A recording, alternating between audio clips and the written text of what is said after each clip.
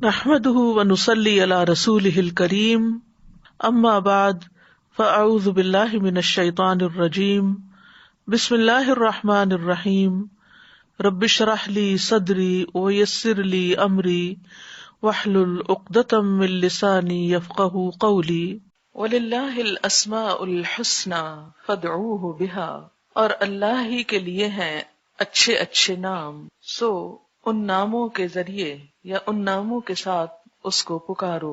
اس آیت میں دو لفظ استعمال ہوئے ہیں، الاسماء الحسنى۔ اسماء اسم کی جمع ہے اور حسنى اس کی صفت جو مؤنث ہے۔ یہ لفظ اردو میں بھی اسی طرح استعمال ہوتا ہے، یعنی اس کے ترجمے کی بجائے اس کی اوریجنل عربی میں ہی اسماء حسنى یا اسماء الحسنى کہتے ہیں۔ اردو میں جب ہم بولتے ہیں اسماء الحسنى تو یہ بولنا نحوی اعتبار سے، گرامر کے اعتبار سے غلط ہے۔ آپ ذرا سوچیں کہ جب ہم بولتے ہیں اسماء الحسنى تو کیا بن جاتا ہے؟ اسماء نام اور حسنى خوبصورت چیز، عموماً خوبصورت لڑکی کے لیے استعمال ہوتا ہے عام معنوں میں، جیسے ہمارے ہاں بعض لڑکیوں کا نام حسنى بھی رکھا جاتا ہے، جیسے کبرا صغرا اسی وزن پر ہے حسنى۔ تو اس طرح معنی کے اعتبار سے یہ ترکیب درست نہیں ہے، یوں کہنا اسماء الحسنى۔ آپ یوں کہہ سکتے ہیں اگر اردو میں استعمال کریں اسماء حسنى، یہ اردو ترکیب ہوگی، اسماء یہ کے اوپر چھوٹی حمزہ ڈال کے اور ال کے بغیر حسنى۔ یہ اس لیے اصلاح کروانا چاہتی ہوں کہ آپ آئندہ اگر کسی سے بھی اس موضوع پہ بات کریں تو ترکیب درست استعمال کریں۔ اگر عربی ترکیب استعمال کرنے لگے ہیں تو الاسماء الحسنى، اور اگر اردو تو اسماء حسنى، اور اس سے مراد ہیں خوبصورت نام، اچھے اچھے نام، مراد ہیں اللہ تعالیٰ کے نام۔ حقیقی معنی میں اللہ تعالیٰ کا نام یعنی اسم ذات صرف ایک ہی ہے، اور وہ ہے اللہ۔ جیسے کہ آپ نے گرامر میں پڑھا ہوگا اسم ذات اور اسم صفت۔ اسم ذات ہوتا ہے کسی بھی چیز کا اصلی نام، مثلا آپ کا اصلی نام ساجدہ حامدہ ہو سکتا ہے، لیکن ضروری نہیں کہ آپ نماز پڑھنے والی ہوں یا اللہ کی تعریف کرنے والی ہوں۔ وہ نام اگرچہ ایک صفاتی نام ہے لیکن آپ کا ذاتی نام ہے، اور اس کے ساتھ مثلا آپ ذہین ہیں یا غبی ہیں، خوبصورت ہیں یا بدصورت ہیں، یہ سب صفات ہیں جو آپ کی پہچان کرواتی ہیں، قابل ہیں، محنتی ہیں مثلا۔ تو بالکل اسی طرح اللہ تعالیٰ کا اصل نام اللہ ہے جس کا روٹ الہ ہے، اور عام خیال کے مطابق اللہ اصل میں الہ تھا جس پر الف لام تعریف کا ہے، یعنی الالہ جو اللہ بن گیا، یہ تو ہے اس کا اصل نام۔ اگر یہ نام لکھا جائے تو آپ غور فرمائیں گے کہ اس کے تمام حروف اوپر کو اٹھتے ہیں، الف بھی، لام بھی، پھر بیچ کی لام جو دوسری دفعہ آتا ہے، پھر ہے بھی۔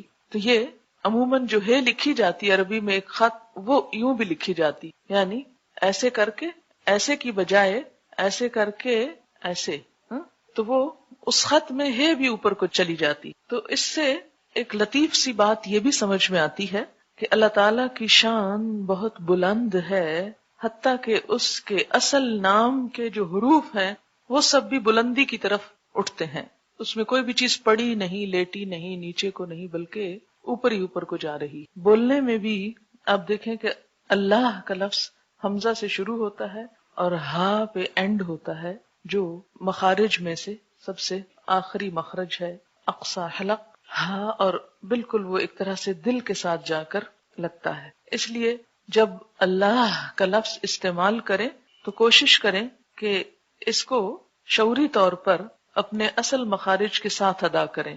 اللہ اللہ، جس طرح ہم اردو یا پنجابی میں بولتے ہیں اللہ تعالیٰ، اللہ میں ہم لام تک آ کے رک جاتے ہیں اور اس کو کھڑی زبر ڈال کے ایک حرف مس کر جاتے ہیں۔ تو اگرچہ مراد یا مفہوم تو یہی ہے، اللہ ہی ہے، لیکن اس کی وہ تاثیر یا اثر دل پر، زندگی پر نہیں ہوتا۔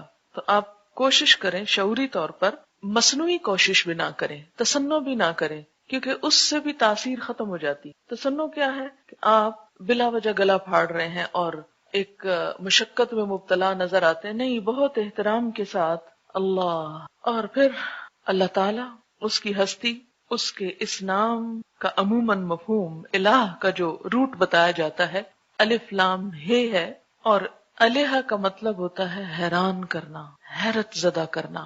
تو مراد اس سے کیا ہے؟ اگرچہ اس کی اور بہت سی تعویلیں اور تفسیریں کی گئی ہیں، لیکن اگر ہم اختصار کرتے ہوئے صرف ایک ہی معنی کو لیں تو مراد اس سے کیا ہے؟ وہ ذات جو حیران کر دے. اور حقیقت یہ ہے کہ اللہ تعالیٰ نے اتنی کثرت کے ساتھ ایسی چیزیں تخلیق کی ہیں اور ایسے دلائل کائنات کے اندر چھوڑے ہیں کہ انسان کسی ایک چیز کی بھی تہ میں جائے، اگر مثلاً ایٹم کی یا ایک سیل کی، تو انسان حیران ہو کر جائے کہ کس طرح اس کی تخلیق کتنے پرفیکٹ طریقے سے اور کتنی بہترین طریقے سے ہوئی، اور یہ کوئی انسان یا کوئی اور ہستی کر نہیں سکتی. بہرحال اللہ کا لفظ اللہ تعالی کا اسم ذات ہے، جبکہ اس کے اسماء صفات کئی ایک ہیں، سینکڑوں ہیں، جو قرآن حکیم میں اور احادیث میں وارد ہوئے ہیں.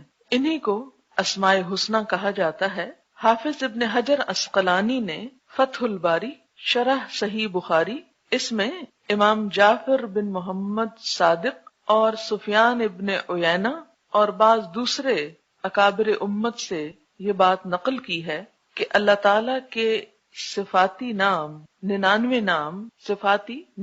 نام تو صرف قرآن مجید ہی میں مذکور ہیں، لیکن احادیث کا مطالعہ کیا جائے تو یہ تعداد 99 سے بڑھ جاتی ہے. قرآن پاک میں جو نام اللہ تعالیٰ کے 99 استعمال ہوئے ہیں، ان کی تفصیل ہی میں بتاؤں گی، جبکہ احادیث میں وارد ہونے والے اسماء حسنی کی تعداد بھی زیادہ ہے، اور ان کا احاطہ بھی فی الوقت میرے لیے مشکل تھا کہ ان سب کی بھی ایک لسٹ بنائی جائے، لیکن انشاءاللہ آئندہ اس نہج پہ کوشش کرتے ہوئے ان اسماء کو بھی جمع کیا جا سکتا ہے. بہرحال بعض علماء نے اس پر کوشش کی اور 200 تک اسماء حسنی دریافت کیے، لیکن اس کی فی الحال مجھے کوئی ایسی لسٹ نہیں مل سکی. صرف یہ روایت ملی ہے کہ 200 تک یہ نام بنتے ہیں، اور یہ ساری اللہ تعالیٰ کی صفات کا احاطہ کرتے ہیں، اور اس کی کمال قدرت اور اس کی رحمت اور شفقت اور عنایت اور اس کے اندر جو بہترین صفات ہیں ان کا اظہار ہے یہ نام. ان ناموں کی فضیلت ایک تو خود ابھی اس آیت میں جو قرآن پاک کی میں نے آپ کو بتائی اس سے پتہ چلتی ہے کہ وَلِلَّهِ الْأَسْمَاءُ الْحُسْنَى فَادْعُوهُ بِهَا. یہ فضیلت ہے، اور اس کے استعمال کا طریقہ بھی اللہ نے بتا دیا کہ نمبر 1 فضیلت کیا ہے کہ اللہ کے نام بہت اچھے ہیں.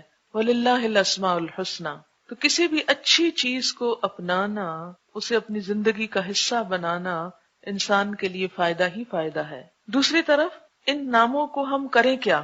تو سب سے بہترین جو ان کا استعمال ہے یہ ان کے ساتھ تعلق ہے، وہ قرآن ہی نے بتایا کہ فَادْعُوهُ بِهَا، ان ناموں کے ذریعے اللہ ہی کو پکاریں، اللہ کی رحمت کو جوش میں لائیں. حدیث سے بھی ہمیں پتہ چلتا ہے کہ ان ناموں کا یاد کرنا اور ان کو پڑھنا برکت کا سبب ہے، جنت میں داخلے کا سبب ہے. بخاری اور مسلم کی حدیث ہے، ان ابی ہریرہ قال قال رسول اللہ صلی اللہ علیہ وسلم ان للہ 99 اسما 100 الا واحدا من احصاها دخل الجنہ.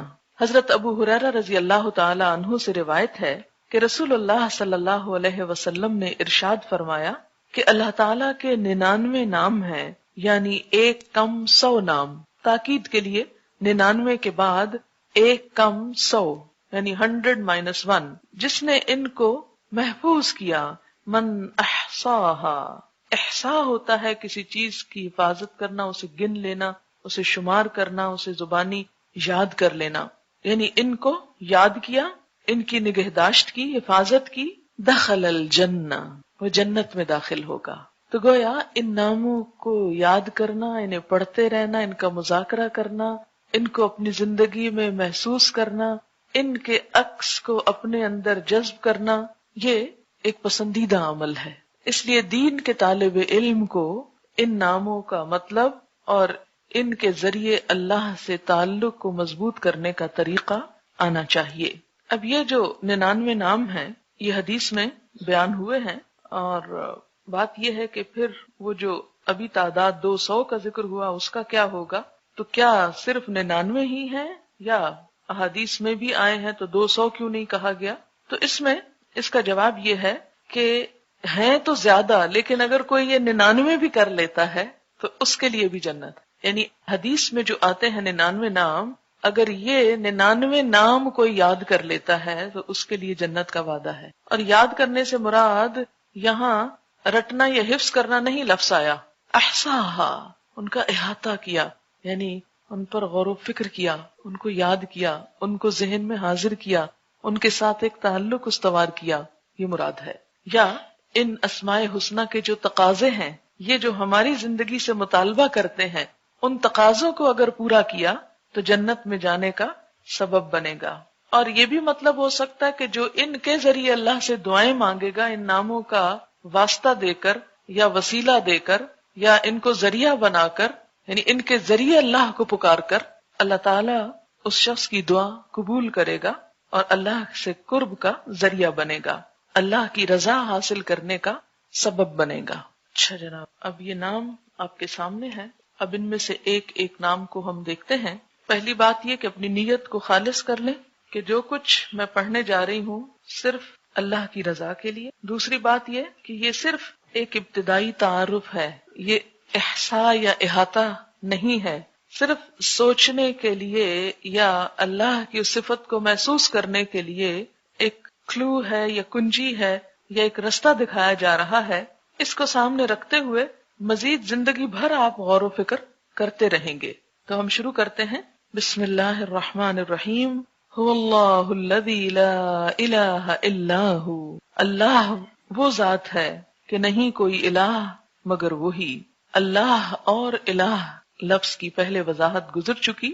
اب ہے الرحمن، نہایت مہربان، فعلان کے وزن پر. رحمان مبالغے کا صیغہ، بے حد مہربان، بہت ہی زیادہ رحم فرمانے والا.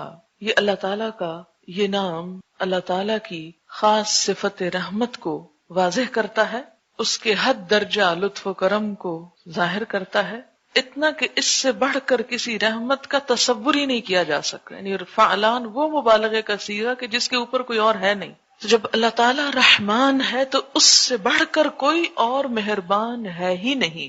اور اس کی وضاحت جیسا کہ ایک اور روایت میں بھی ہوتی ہے کہ اللہ تعالیٰ 70 ماؤں سے بڑھ کر پیار کرنے والا ہے. یعنی ماں کی محبت اور رحمت سے مثال دے کر بات کو سمجھایا گیا کہ اگر اس کو آپ یوں سمجھیں کہ اگر کسی بندے کی، کسی بچے کی نگہداشت کے لیے 70 مائیں متعین ہو جائیں، کسی بھی شخص کی کیئر اور حفاظت اور اس کا خیال رکھنے کے لیے اگر 70 لوگ ہوں اور وہ بھی عام لوگ نہیں، ماں جیسی محبت رکھنے والے، تو اس شخص کی اہمیت اور اس کی بھلائی اور بہتری اور خیر خواہی کا پھر کیا ٹھکانا، کیا عالم. کیا وہ کبھی اس کو کوئی نقصان پہنچ سکتا ہے، یا وہ بھٹک سکتا ہے، یا وہ کسی بھی محرومی کا شکار ہو سکتا ہے، کسی بھی اذیت کا؟ ہرگز نہیں. لیکن بات یہ ہے کہ اللہ تعالیٰ نے اپنی اس رحمت کے 99 حصے آخرت کے لیے رکھے ہیں، ایک حصہ دنیا میں ہے جس کی وجہ سے سب انسان ایک دوسرے پر رحم کر رہے ہیں اور ایک دوسرے کے ساتھ اچھا سلوک کرتے ہیں. حتیٰ کہ جانور بھی اگر اپنے بچے کے ساتھ رحمت کرتا ہے تو وہ اسی رحمت کا ہی ایک حصہ ہے. پھر آپ دیکھیں کہ الرحمن بہت ہی مہربان. ہر نام کے ساتھ جہاں ہمیں اللہ تعالیٰ کی رحمت، اللہ تعالیٰ کی اس خاص صفت کو محسوس کرنا ہے، اللہ کی ذات کے اندر کمال درجے کے ساتھ، وہاں ہمیں اپنے آپ کو بھی دیکھنا ہے، اپنے گریبان میں بھی نظر ڈالنی ہے، اپنے آپ کو بھی پرکھنا ہے کہ یہ تو اللہ کی صفت ہے، میرا رب ایسا ہے، لیکن اس کے ساتھ مجھے جو تعلق کا دعویٰ ہے، تو جب رب مہربان ہے تو مجھے کیا ہونا چاہیے، جواب میں مجھے کیا کرنا چاہیے؟ جو مجھ سے 70 ماؤں سے بڑھ کر مہربان ہے، کیا جواب میں میرا فرض نہیں بنتا کہ میں بھی اس کے ساتھ ہر مخلوق سے، حتیٰ کہ ماں جس کا حق اللہ کے بعد سب سے زیادہ ہے، تو ہر مخلوق سے 70 درجے اور ماں کے حق سے بھی 70 درجے آگے بڑھ کر اس کی اطاعت کروں، اس کو راضی کرنے کی کوشش کروں، اسے خوش کروں؟ مجھے بھی جواب میں اسی کی ذات کو سب سے زیادہ اہمیت دینی. 70 دفعہ بھی اگر کوئی مجھے برائی کی طرف بلائے، میرے سامنے 70 تعویلیں بھی ہوں، 70 ترغیبات بھی ہوں، تو بھی مجھے اپنے رب ہی کی طرف جھکنا ہے۔ بعض اوقات لوگ اپنے احسان جتاتے ہیں کہ ہم نے تمہارے ساتھ ایسا اور ایسا کیا، دیکھو تم کیا کر رہے ہو، تو فوراً سوچیں کہ اللہ نے تو مجھے میری ماں سے بھی 70 گنا بڑھ کر مجھ پہ رحمت کی، مجھے محبت دی، تو وہ کہاں، اور اس شخص کا احسان کہاں کہ اس کی وجہ سے میں اسے خوش کرنے کا کام تو کروں اور اللہ کو خوش کرنے کا کام نہ کروں۔ کسی بھی گناہ کو دل چاہے، کسی بھی برائی کی طرف رجحان ہو اور 70 فائدے بھی اس کے نظر آئیں تو بھی اللہ کا حکم مان لیا جائے، اگرچہ بظاہر اس کا ایک فائدہ بھی نظر نہ آئے۔ الرحمن، حد سے زیادہ مہربان، الرحیم، اتنا مہربان کہ پھر اسی صفت کی تاکید، الرحیم، نہایت رحم کرنے والا۔ رحیم فعیل کے وزن پر ہے، بمعنی فاعل، بہت رحم کرنے والا۔ یعنی اگر انسان اس کی رحمت اور محبت سے نکلے بھی تو آگے بھی اسی کی رحمت اور محبت ہے۔ ہم اس سے بے نیاز اس کی رحمت سے ہو سکتے ہی نہیں۔ ہم ایک لمحہ بھی اس کی رحمت، اس کی توجہ اور اس کی عنایت کے بغیر قائم نہیں رہ سکتے، زندہ نہیں رہ سکتے۔ ہر طرف ہے تو اسی کا احسان اور اسی کی رحمت، اس سے آگے کچھ بھی نہیں۔ اور اگر مجھے کسی انسان کی عنایت، توجہ، شفقت، حتیٰ کہ ماں کی یا باپ کی یا بہن بھائیوں، دوستوں، عزیزوں کی بھی حاصل ہو رہی ہے کسی بھی جگہ سے، کسی کی طرف سے بھی، تو وہ بھی دراصل اللہ ہی کی رحمت ہے جو اللہ نے اس بندے کے دل میں میرے لیے ڈال دی۔ تو اصل احسان اللہ کا۔ اگر اللہ ماں کے دل میں محبت نہ ڈالے تو کوئی دنیا کی طاقت، کوئی بڑے سے بڑا انعام وہ محبت خرید کے نہیں دے سکتا۔ کوئی بڑے سے بڑی چیز بھی، جس طرح بچہ ماں کو ستاتا ہے، یہ ماں ہی ہے کہ خوشی خوشی سب کچھ برداشت کر جاتی ہے۔ اگر اللہ نے اس کے اندر یہ حوصلہ نہ ڈالا ہو، یا کسی بھی انسان کے اندر آپ کے ساتھ مہربانی کرنے، یعنی دوسرے لفظوں میں کوئی مہربانی کسی بھی انسان کی جو کسی بھی موقع پر آپ وصول کرتے ہیں، کسی بھی شکل میں کوئی مہربانی، کوئی کرم نوازی جو کوئی انسان آپ کے ساتھ کر سکتا ہے، وہ دراصل اس کے دل میں ہمارے رب ہی کی ڈالی ہوئی مہربانی۔ نبی صلی اللہ علیہ وسلم صحابہ کرام کے ساتھ حد درجہ شفیق و مہربان اور بہت ہی محبت کرنے والے تھے، بالمؤمنین رؤوف الرحیم تھے، لیکن اللہ تعالیٰ نے کیا بتایا کہ فَبِمَا رَحْمَةٍ مِّنَ اللَّهِ لِنْتَ لَهُمْ، فَبِمَا رَحْمَةٍ مِّنَ اللَّهِ لِنْتَ لَهُمْ، اللہ کی رحمت کی وجہ سے ہی تم ان کے ساتھ نرم دل ہو۔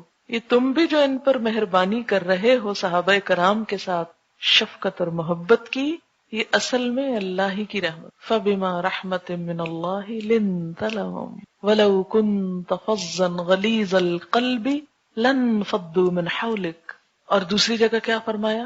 لَوْ أَنفَقْتَ مَا فِي الْأَرْضِ جَمِيعًا مَا أَلَّفْتَ بَيْنَ قُلُوبِهِمْ، اگر زمین میں جو کچھ ہے سارے کا سارا بھی تم ان پہ خرچ کر ڈالتے تو تم ان کے دلوں میں اپنے لیے یا باہم ایک دوسرے کے لیے محبت پیدا نہ کر سکتے تھے۔ یعنی نبی صلی اللہ علیہ وسلم کے ساتھ صحابہ کرام کی محبت بھی پھر بے مثال ہے۔ ہرقل کے دربار میں ابو سفیان نے کیا کہا تھا کہ جو اس کے ساتھی اس سے محبت کرتے ہیں ایسی محبت کہیں نہیں دیکھی گئی۔ یعنی نبی صلی اللہ علیہ وسلم کی محبت صحابہ کے لیے یہ بھی اللہ کی رحمت، فَبِمَا رَحْمَةٍ مِّنَ اللَّهِ۔ پھر صحابہ کرام کی محبت نبی صلی اللہ علیہ وسلم کے لیے تو لَوْ أَنفَقْتَ مَا فِي الْأَرْضِ جَمِيعًا مَا أَلَّفْتَ بَيْنَهُمْ، اور پھر صحابہ کرام کی محبت آپس کے لیے رحماء بینہم، رحماء بینہم، یہ بھی دراصل اس کا سورس اور اس کا سرچشمہ بھی اللہ کی محبت، اللہ کی رحمت، وہ بھی اسی کے نام پر آئی۔ یہ وہی لوگ تو تھے جو آپس میں لڑتے جھگڑتے، ایک دوسرے کی جان کے دشمن، ایک دوسرے کے خون کے پیاسے، آج یہ کیا نظر آتے ہیں؟ ہو ہلکا یارا میں تو بریشم کی طرح نرم، حد درجہ شفیق اور مہربان، رحماء بینہم۔ اب ہمیں کیا کرنا ہے؟ وہی جو صحابہ کرام کو کرنا، جو صحابہ کرام نے کیا۔ ایک طرف اللہ سے محبت، اللہ کی محبت، اور دوسری طرف باہم ایک دوسرے سے رحیم اور شفیق۔ جیسے نبی صلی اللہ علیہ وسلم نے فرمایا کہ قیامت کے دن سب سے زیادہ میری مجلس کے قریب، سب سے زیادہ میرے قریب یعنی میری مجلس میں سب سے میرے قریب قیامت کے دن کون ہوں گے؟ المؤتئون اکنافا، کندھے جھکا کے رکھنے والے، منکسر المزاج، عاجزی کرنے والے بندے، الذین یألفون ویؤلفون، جو محبت کرتے ہیں اور محبت کیے جاتے ہیں۔ تو ہمارے اندر جو الرحمن سے تعلق کی بنا پر جو صفت اور جو خوبی اور خصوصیت پیدا ہونی چاہیے وہ یہی کہ باہم ہم یعنی ایک طرف اللہ تعالیٰ کی ذات کے ساتھ تعلق ہمارا محبت کا ہو، نبی صلی اللہ علیہ وسلم کے ساتھ محبت کا۔ آپ دیکھیں کہ اور وہ کیوں نہ ہو، اس لیے کہ نبی صلی اللہ علیہ وسلم کے بارے میں فرمایا النبی اولا بالمؤمنین من انفسہم، نبی تو مومنوں کے لیے ان کی جانوں سے بھی بڑھ کے ان کے قریب ہے، ان پہ شفیق و رحیم ہے۔ یعنی تو ہمارے لیے بھی کہا کہ پھر اپنے والدین ہو یا اولاد ہو، یہ سارے انسان ہو، سب سے بڑھ کر ان کی محبت ہو، اور پھر باہم انسانوں کی محبت، رحماء بینہم، اور جیسے حدیث میں آتا ہے من لا یرحم لا یرحم، جو رحمت نہیں کرتا رحم نہیں کیا جاتا۔ آخری پاروں کی ایک صورت میں آتا ہے وتواصوا بالحق وتواصوا بالمرحمہ، مرحمہ، ایک دوسرے کو رحم کی تلقین کرتے ہیں۔ اور انسانوں کی یہ رحمت صرف انسانوں تک نہیں بلکہ جانوروں کے لیے بھی، مخلوق کے لیے بھی۔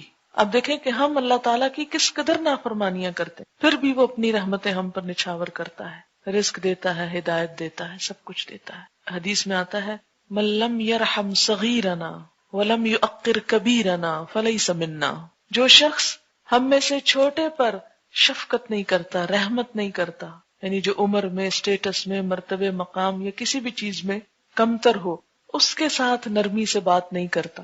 کیونکہ عموماً ٹرینڈ کیا ہوتا ہے کہ جو اپنے سے نیچے ہوں ان کے ساتھ صرف ایک آرڈر کا، ایک روب کا، ایک ایسا انداز ہو کہ جس میں صرف رعونت ہی ہو، جبکہ اسلام کی تعلیم کیا ہے، خود نبی صلی اللہ علیہ وسلم کا اسوہ حسنہ کیا ہے، بچوں کے ساتھ جو معاملہ تھا انتہائی رحمت و شفقت کا تھا۔ اور اسی طرح بچوں کو کیا سکھایا کہ بڑوں کی توقیر، عزت۔ من لم یرحم صغیرنا ولم یعقر کبیرنا فلیس منا، اس کا ہم سے کوئی تعلق نہیں۔ یہی رحم نرمی سکھاتا ہے، انسان کو نرم معاملہ کرنا سکھاتا ہے۔ ایک روایت میں آتا ہے کہ نرمی ہر چیز کو حسن دیتی اور سختی ہر چیز کو بدنما بنا دیتی۔ حدیث کا مفہوم کچھ اس طرح ہے کہ جو مسئلہ بھی نرمی کے ساتھ حل کیا جائے وہ زیادہ بہتر ہے بنسبت سختی کے۔ جیسے اگر کوئی دھاگا الجھ جائے اور آپ سختی سے ایک دھاگا کھینچ کے توڑ دیں یا کھینچ ہی لیں تو کیا ہوگا، وہ گانٹھ اور پکی پڑ جائے گی اور وہ کبھی بھی آپ کھول نہیں سکتے پھر۔ اور اگر الجھے ہوئے دھاگے کو آپ سہلا کے آہستہ آہستہ صبر حوصلے کے ساتھ کھول لیں، مثلا سلے ہوئے کپڑے کو آپ الگ الگ کرنا چاہیں، ادھیڑنا چاہیں تو نرمی کے ساتھ چلیں تو پھٹے بغیر ادھڑ جاتا ہے، اور اگر آپ سختی کے ساتھ کھینچ کے اسے ادھیڑنا چاہیں تو کیا ہوگا، پھٹ تو جائے گا، بیکار تو ہو جائے گا، لیکن حاصل کچھ نہیں۔ تو اللہ کا الرحمن، اور آپ دیکھیں کہ قرآن پاک میں بھی سب سے پہلی صفت اللہ تعالیٰ کی الرحمن ہی آئی ہے، یعنی اللہ کے نام کے بعد بسم اللہ الرحمن، اور دوسری بھی الرحیم ہی آ گئی کہ بس رحم سے ابتدا اور رحم پر ہی انتہا، ابتدا بھی اسی سے اور انتہا بھی اسی پر۔ بسم اللہ الرحمن الرحیم، اگر وہ مہربان ہے تو مسلمانوں کی باہمی تعلقات اور تمام مخلوق کے ساتھ معاملہ نرمی اور شفقت اور مہربانی کا، اور جب بھی کسی پر غصہ آنے لگے اور اس کے ساتھ بد اخلاقی کو دل چاہے تو فوراً سوچیں کہ میں اللہ کے ساتھ کیسے کیسے نافرمانیاں اور کیسے کیسے گناہوں کا ارتکاب کرتی ہوں، اور اس کے باوجود اللہ تعالیٰ اپنا رزق مجھ سے نہیں روکتا، مجھے دی ہوئی زندگی اس نے ختم نہیں کر دی، وہ سب کچھ دیے چلے جا رہا ہے۔ اور قرآن پاک میں بھی آپ نے دیکھا کہ منافقین کو آخر تک چانس دیا جاتا رہا کہ کسی طرح وہ پلٹ آئیں، اور بالآخر جب معاملہ حد سے گزر گیا تو فرمایا وَغْلُظْ عَلَيْهِمْ، لیکن وہ علاج کے طور پر، آخری چارہ کار کے طور پر۔ تو الرحمن الرحیم، اگر ہمارا رب ایسا ہے تو اس کے ہم بندے کیسے ہوں؟ الرحمن الرحیم کے بندے، رحم اور شفقت کرنے والے، سنگ دل، بد مزاج، تند خو نہیں۔ کچھ مزاجوں کے اندر طبعی فطری سختی ہوتی، اور شاید وہ سختی صحابہ کرام کے دور جاہلیت سے بڑھ کر نہ ہو۔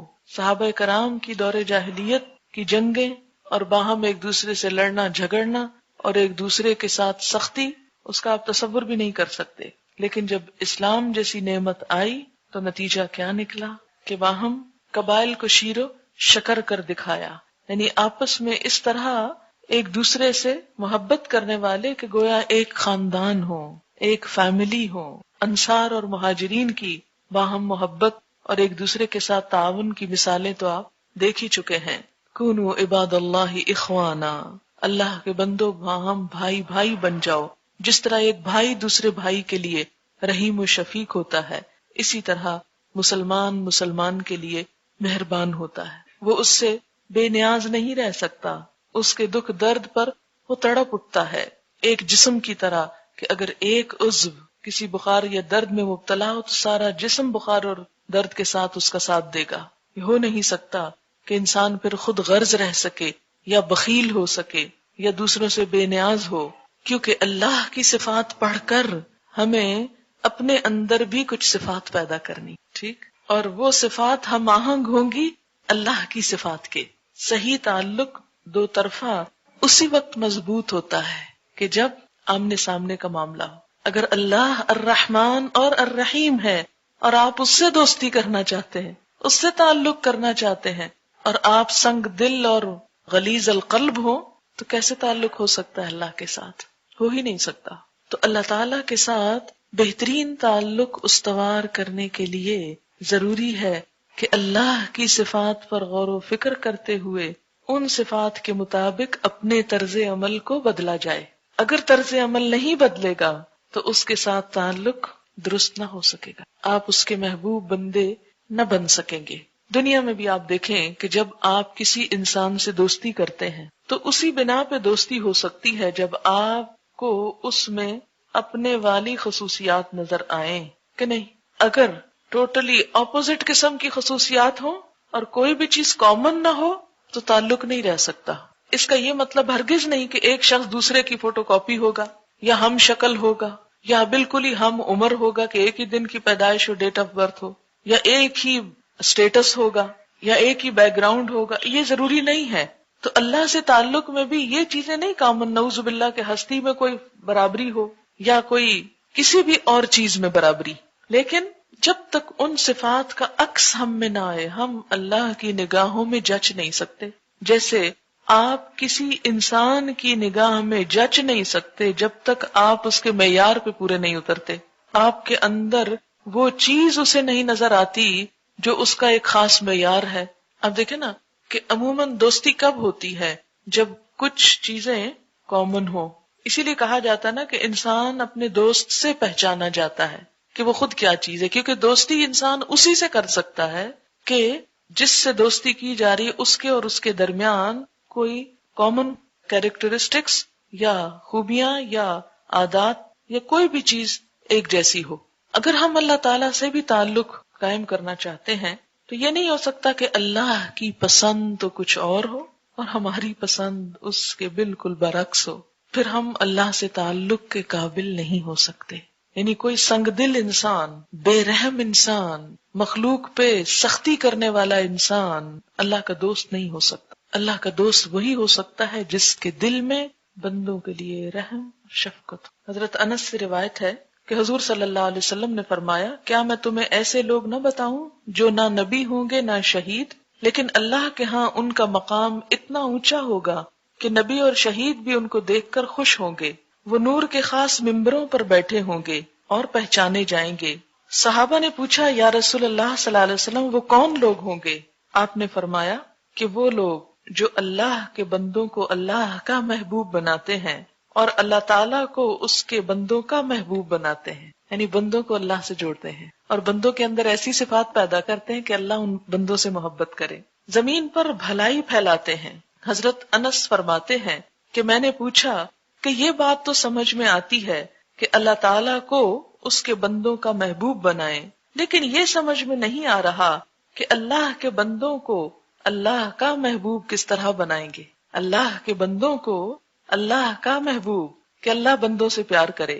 آپ نے فرمایا کہ وہ اللہ کے بندوں میں دین کی طلب پیدا کرتے ہیں، ان کو برے کاموں سے روک دیتے ہیں، اور وہ کام جو اللہ کو پسند ہیں اس کا حکم ان کو دیتے ہیں، اور جب بندے اللہ کے پسندیدہ کام کرنے لگتے ہیں تو وہ اس کے محبوب بن جاتے ہیں. یعنی جب وہ بندوں کے دل میں اللہ کی محبت پیدا کر دے اور بندے اللہ کی محبت میں کام کرنے لگے تو اللہ کے محبوب ہو جائیں گے. یہ بحقی کی روایت ہے. اسی حدیث سے مفہوم لیتے ہوئے اللہ کی صفات کو پڑھتے ہوئے یہ چیز ذہن میں رہے کہ وہ صفات اللہ کے بندوں میں بھی پیدا کرنی، اپنے اندر تو کرنی ہی ہے، پھر اللہ کے بندوں کے اندر، تاکہ اللہ کے بندوں کو اللہ کا محبوب بنایا جا سکے ایک اچھے تعلق کی وجہ سے. اور پھر اللہ کو اس بندے پر کتنا پیار آتا ہوگا جو خود بھی اللہ سے محبت کرے، اللہ کے بندوں کے دل میں بھی اللہ کی محبت پیدا کرے. ایک شخص ہے جو صرف خود اللہ سے محبت رکھتا ہے، بہت اچھی بات ہے، لیکن اس کی خوش قسمتی کا کیا ٹھکانہ کہ جو دوسروں کے دل میں اللہ کی محبت کی لو لگائے، ایک روشنی جگائے. تو جو بندہ اور بندوں کے دل میں اللہ کی محبت پیدا کرے پھر وہ اللہ کا کس قدر محبوب ہوگا. بہرحال اب آپ نے کیا کرنا ہے، ان صفات کا عکس اپنے اندر بھی اور اللہ کے بندوں کے اندر، تاکہ مخلوق خالق سے جڑ جائے صحیح تعلق کی بنا پر. الرحمن الرحیم الملک، حقیقی بادشاہ، ال کی وجہ سے خاص بادشاہ، حقیقی بادشاہ، اس لیے کہ پوری دنیا کی تخلیق اس نے کی، نظام وہ چلا رہا ہے، تو بادشاہ بننے کا بھی مستحق وہی ہے. اور کوئی مانے یا نہ مانے اصل بادشاہ ہے ہی وہ، کیونکہ باقی ساری بادشاہتیں تو ختم ہو جانے والی ہیں. آج تک دنیا میں کتنی ہی بادشاہتیں آئیں اور گئیں، اگر ہسٹری پڑھیں تو کتنی ڈائنسٹیز گزری، لیکن اللہ تعالیٰ کی بادشاہت ہمیشہ سے ہے اور ہمیشہ رہے گی، دنیا میں بھی اور آخرت میں بھی.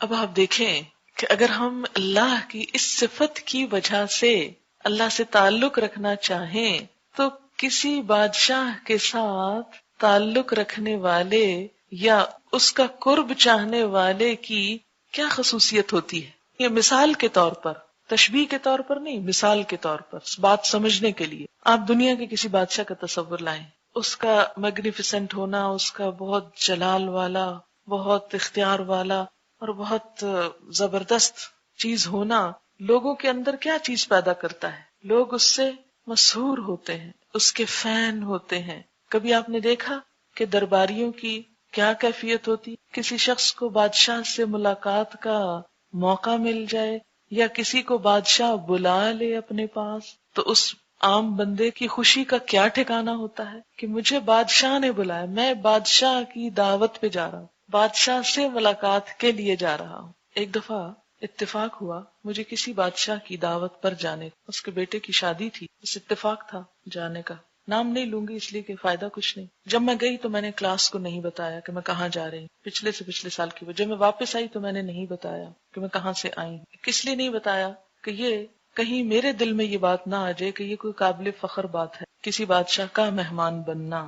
یہ محض ایک اتفاق ہے کہ جس میں میری کوئی کوشش نہیں تھی کہ کہیں ترجمے کی ضرورت تھی. کسی بادشاہ کی بیوی پاکستان آئی اور کسی سے اس کی ملاقات تھی تو ترجمے کی ضرورت تھی، تو مجھے ایز این انٹرپریٹر بلایا گیا. میں چلی گئی. جب میں نے ترجمہ کیا تو جو بادشاہ کی اہلیہ تھی وہ جس صوفے پہ بیٹھی ہوئی تھی، میں ایک اور صوفے پہ تھی، جس کا ترجمہ کر رہی وہ ایک اور جگہ پر تھی. تو تھوڑی دیر میں وہ مجھے کہتی ہیں ادھر آؤ، میرے پاس آؤ، اور اس سیٹ سے اٹھا کر بالکل ساتھ بٹھا لیا اور مجھ سے پوچھتی ہے کہ اچھا تم مجھے یہ بتاؤ تم کیا کرتی ہو. معلوم نہیں اسے کیا فیلنگ ہوئی. میں نے کہا میں پڑھاتی ہوں. اس وقت میں یونیورسٹی جا رہی تھی، ابھی یونیورسٹی پڑھاتی. پھر پوچھتی اچھا اور کیا کرتی. میں نے کہا قرآن پڑھاتی. اچھا کیا پڑھاتی ہوں، خیر تفصیلات اس نے پوچھی. اب جس کا ترجمہ میں کر رہی ہوں وہ شخص ایک طرف بیٹھا اور یہ براہ راست مجھ سے بات چیت شروع ہو گئی. پھر کہنے لگی کہ میں نے تھوڑی تفصیل بتائی کہ اس طرح رمضان میں ہوتا ہے پروگرام ایسا اور ایسا. کہنے لگی کہ اچھا تم میری طرف سے تمہیں دعوت ہے کہ رمضان میں ہمارے ہاں آ کر تم ہمارے لوگوں کو کچھ سکھاؤ. میں نے معذرت کی. میں نے کہا کہ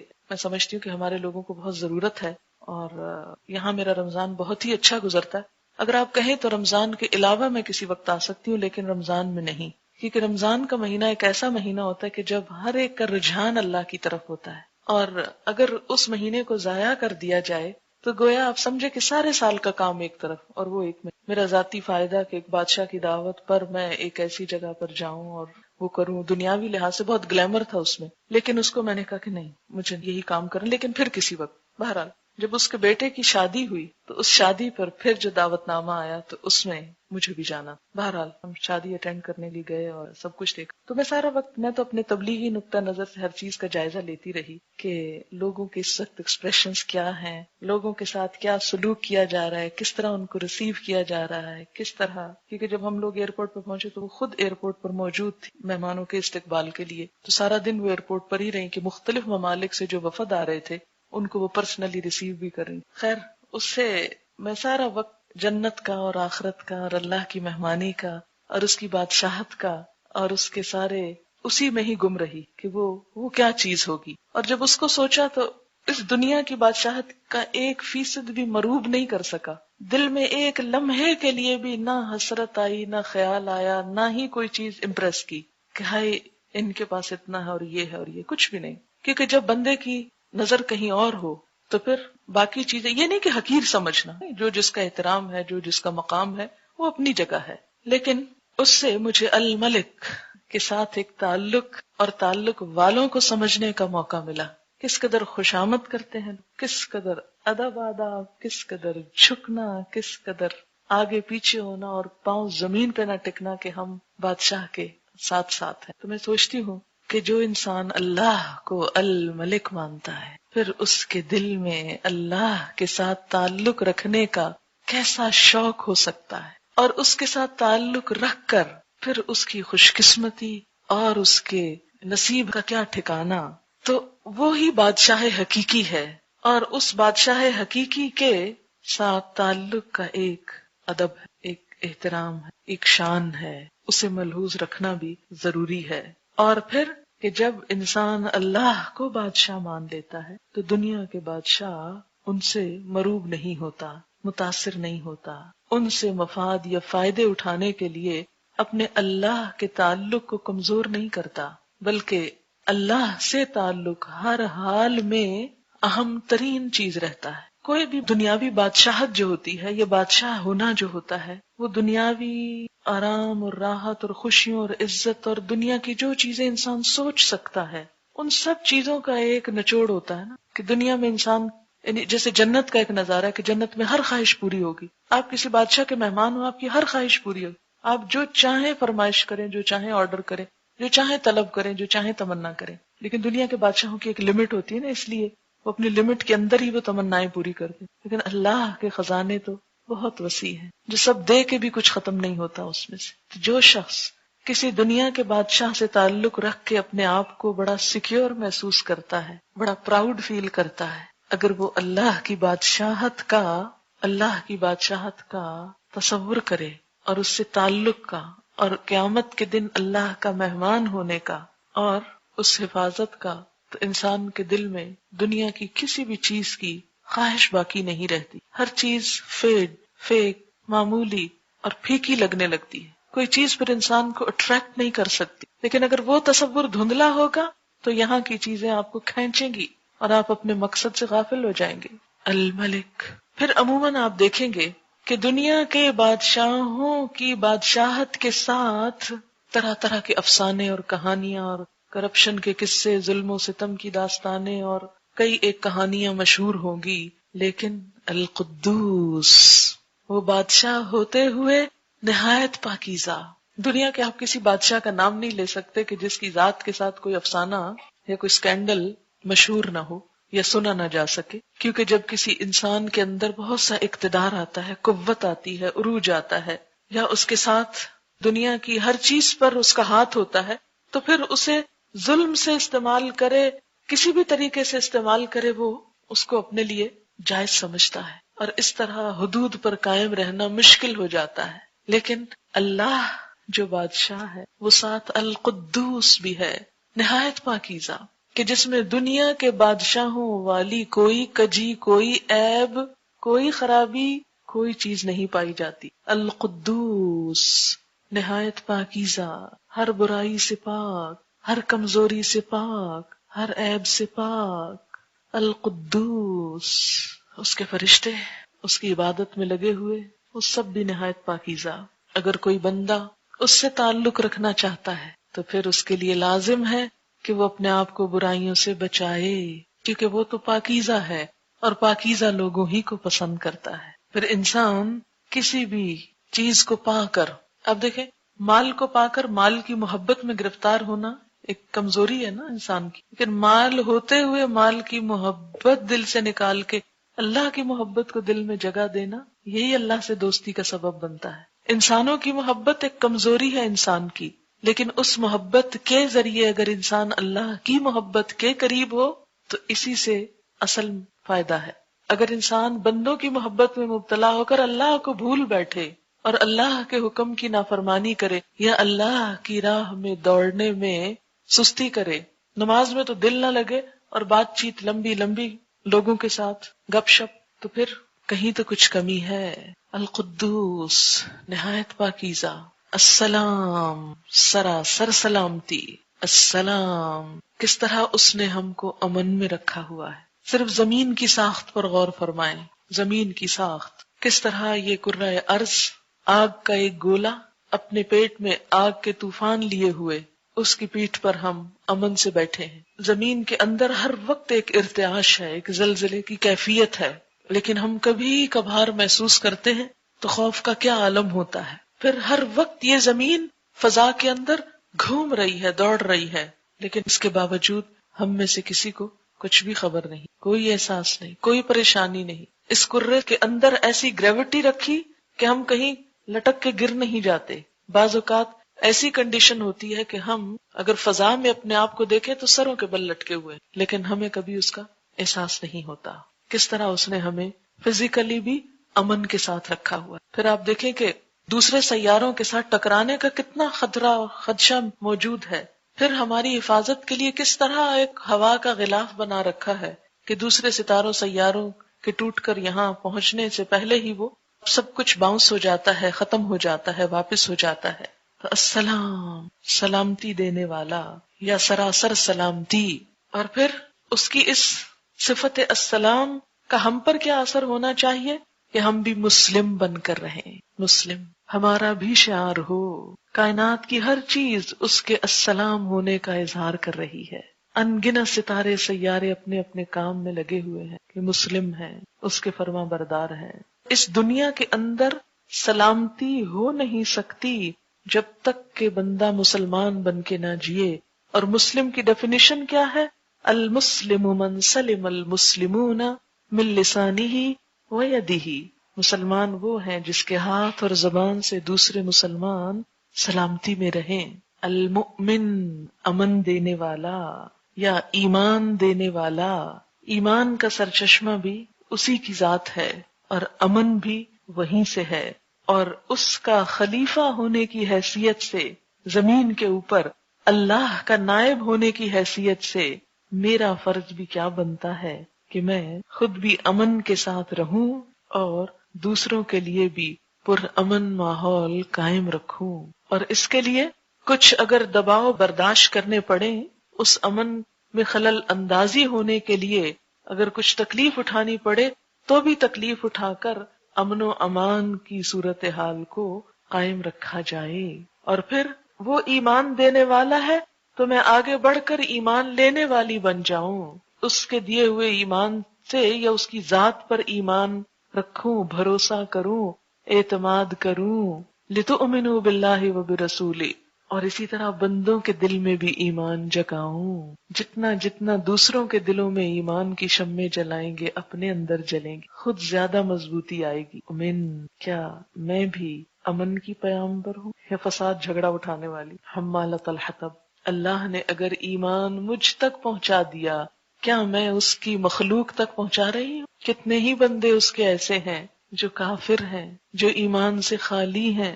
کیا میں نے کوئی کوشش کی کہ ان بندوں تک ایمان کو پہنچاؤں، یا صرف اس کی یہ نعمت لے کر بیٹھ گئی اپنی ہی ذات تک؟ کسی بھی چیز کی قدردانی تو اسی وقت ہو سکتی ہے، شکر گزاری تو اسی وقت ہو سکتی ہے کہ جب اس کی دی ہوئی نعمت کا صحیح استعمال کیا جائے۔ مثلاً اگر آپ اپنے بچے کو ایک پینسل تراش لے کر دیں، شارپنر، اور وہ اس میں پینسل کی بجائے پین تراشنے لگے تو پین کا بھی کباڑا ہوگا اور پینسل تراش کا بھی، تو آپ کیا کہیں گے کہ اس نے قدردانی نہیں کی اس کو غلط استعمال کر کے۔ کسی بھی چیز کا یہی حال۔ مثلاً آپ لوگوں کو یہاں پڑھنے کے لیے یہ کمرہ مہیا کیا گیا، کرسیاں دی گئیں کہ آپ ان پر بیٹھ کر علم حاصل کر سکیں، اور کچھ لوگ ان پر لکھنے اور ان کو پھاڑنے کے کام میں لگ گئے، تو انہوں نے دراصل کیا کیا؟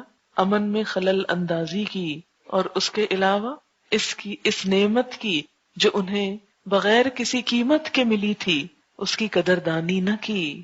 تو جب بندہ اللہ کا حق ادا نہیں کرتا، جیسا کہ آتا ہے وما قدر اللہ حق قدرہ، تو یہی ہے ناشکری کہ اس نے تو ہمیں ایمان دیا، امن دیا، ہم اسے آگے نہ پہنچا سکے، آگے نہ دینے والے بنے، اس نعمت کا صحیح استعمال، قدردانی نہ کی۔ المہیمن، نگہبان، وہ ہماری نگہبانی کر رہا ہے، حفاظت کر رہا ہے، ہم اس کی حدود کی کس حد تک نگہبانی کرتے ہیں، اس کی بتائی ہوئی بنائی ہوئی حدوں کو کس طرح ان کا خیال رکھتے ہیں۔ مہیمن، العزیز، سب پر غالب، زبردست۔ اگر وہ العزیز ہے تو مجھے کیسا ہونا چاہیے؟ اس کے سامنے جھک جانا چاہیے، اس کی اطاعت کرنا چاہیے، اور یہ سوچ لینا چاہیے کہ وہ مجھے پکڑنے پر پوری طرح قادر ہے، میں کہیں بھی اس سے بھاگ کر جا نہیں سکتی، کہیں بھی فرار حاصل نہیں کر سکتی۔ العزیز، عزت والا، غلبے والا، الجبار، سب سے زبردست، الجبار، سب سے زبردست۔ یہ اس لیے بتایا گیا کہ کہیں انسان اس کی صفت رحمت کو دیکھتے ہوئے منمانی نہ کرنے لگے، گناہوں میں شیر نہ ہو جائے، اور یہ نہ سوچے کہ میں جو چاہوں کر لوں، اللہ تعالیٰ تو رحمان و رحیم ہے۔ نہیں، وہ دوسری طرف الجبار بھی ہے، بہت زبردست بھی ہے، المتکبر، بڑائی اور بزرگی والا، بڑا ہی ہو کر رہنے والا۔ یہ تو بس اللہ ہی کی صفت ہے۔ کسی بھی بڑے کے سامنے چھوٹا کیا کرتا ہے؟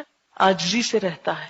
اگر کوئی کمزور ہستی کسی کی بڑائی چھیننے لگے، بڑا بننے لگے، تو وہ اس کو زیب ہی نہیں دیتی۔ کوئی بھی انسان جب ایسا کوئی کام کرے کہ جس کا وہ اہل نہیں، تو وہ چیز اس کو بدنما بنا دے۔ ایک شخص جو کچھ بھی پڑھا لکھا نہ ہو، اگر استاد بننے کی کوشش کرے تو وہ اس کام کو آسان طریقے سے ادا نہ کر سکے گا، اس کو بدنما بنا دے گا۔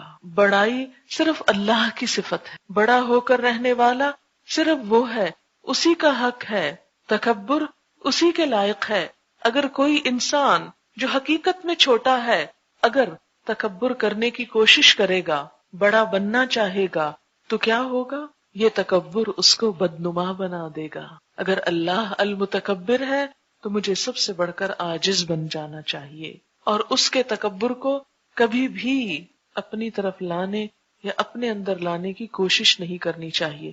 جیسا کہ روایت میں آتا ہے، اس کا مفہوم کچھ اس طرح ہے کہ تکبر میری چادر ہے، یعنی بڑائی صرف اللہ کو زیب دیتی۔ اگر کوئی وہ مجھ سے لینے کی کوشش کرتا ہے، یعنی اللہ کی چادر چھیننے کی کوشش کرتا ہے، تو اللہ کے غضب کو دعوت دیتا ہے، یعنی وہ اللہ کی ناراضگی کو دعوت دیتا ہے، کیونکہ وہ خود المتکبر ہے، اس لیے اسے اپنے سوا کسی دوسرے کے اندر یہ صفت گوارا نہیں، کیونکہ کوئی اور اس کا اہل ہی نہیں، اس کے قابل ہی نہیں، اس پر سوٹ کرتا ہی نہیں۔ آپ دیکھیں کہ جب آپ کوئی لباس اپنے اوپر پہننے لگتے ہیں تو کیا یہ کبھی نہیں دیکھتے کہ آپ کو سوٹ کرتا ہے کہ نہیں؟ آپ نے دیکھا ہوگا کہ باقاعدہ اس چیز کی ٹریننگ دی جاتی ہے کہ کس شخصیت پر کس ڈیزائن، کس رنگ، کس مٹیریل اور کس کلر کے لباس زیب دیتے ہیں۔ پتہ نہیں آپ نے اس موضوع پر کبھی کچھ پڑھا ہے یا نہیں۔ مجھے کافی عرصہ پہلے اس پر کچھ پڑھنے کا اتفاق ہوا تھا کہ بیضوی شکل کے چہروں پر، اس رنگ کے شکلوں پر کون سے رنگ اور کون سے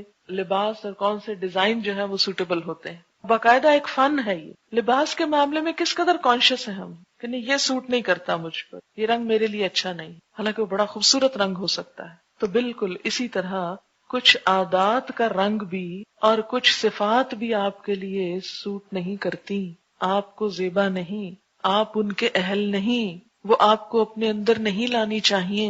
اور انہی میں سے ایک صفت المتکبر کی ہے۔ بڑا بننے کی کوشش مت کریں، تکبر نہ کریں۔ جو دنیا میں تکبر کرے گا، آخرت میں ذلیل و رسوا ہوگا، چیونٹیوں کی شکل میں اٹھایا جائے گا، اور لوگ پاؤں تلے ان کو روند رہے ہوں گے۔ جہنم کے ایک غلیظ ترین نالے میں اسے رکھا جائے گا جس کی بدبو نہایت شدید ہوگی۔ اسی طرح کہا جاتا ہے کہ تکبر اللہ کی صفت ہے، جب انسان تکبر کرتا ہے تو اللہ کی کبریائی میں شریک ہو کر شرک بھی کرتا ہے۔ جب انسان تکبر کرتا ہے تو ایک طرح سے شرک کا ارتکاب کرتا ہے اور اس طرح اپنے آپ پر ہی ظلم کرتا ہے، کیونکہ وہ بڑا بن تو سکتا ہی نہیں، لیکن جب وہ کوشش کرتا ہے بڑا بننے کی، جب بڑا بننے کی کوشش کرتا ہے تو اس کو زیب ہی نہیں دیتا۔ جیسے کوئی گدھا شیر کی کھال پہن کر اگر شیر بننا چاہے تو وہ شیر بن سکتا ہی نہیں، اور وہ اس کو سوٹ کرتا ہی نہیں، وہ الٹا اس کی شامت بلانے کا سبب بنے گا۔ اسی طرح جو صفت ہم کو زیب نہیں دیتی وہ المتکبر ہونے کی ہے، بلکہ یہ اللہ کی صفت ہم سے کیا تقاضا کرتی ہے کہ اگر ہم اللہ سے تعلق رکھنا چاہتے ہیں تو عاجز بن جائیں، تکبر اپنے اندر سے نکال پھینکے۔ اس لیے فرمایا اگر رائی کے دانے برابر بھی تکبر ہوگا تو اللہ کی جنت میں داخل نہ ہو سکو گے۔ رائی کا دانہ، اتنا چھوٹا سا تکبر بھی۔ تو تکبر اپنی گفتگو میں، اپنے قول میں، اپنے رویے میں، اپنے بولنے کے انداز میں، کسی بھی چیز میں ناپسندیدہ ہے۔